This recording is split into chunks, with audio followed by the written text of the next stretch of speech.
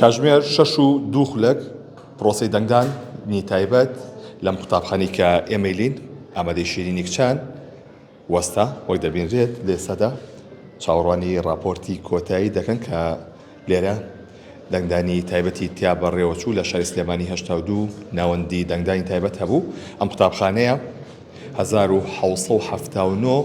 دەنگدەری تێدا بووە لە کۆی 1779کە 1770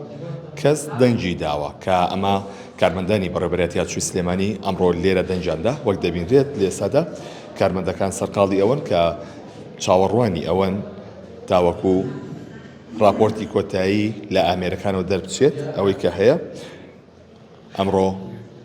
پرۆسەی دەنگدانی تایبەت لە عێراق بەڕێوەچوو کە هەرێمی کوردستان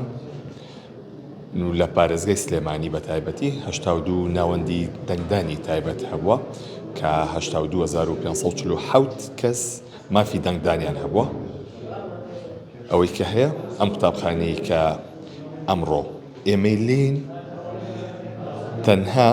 62 کەس دەنگی نەداوە کە لە بەشی بەیانیدا لە تاقی بەیانیدا بەشێکی زۆری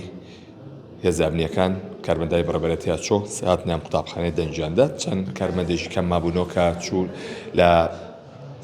دوای نیوەڕۆیە هاتوونەتە ئێرە بۆیە تەنها 62 کەس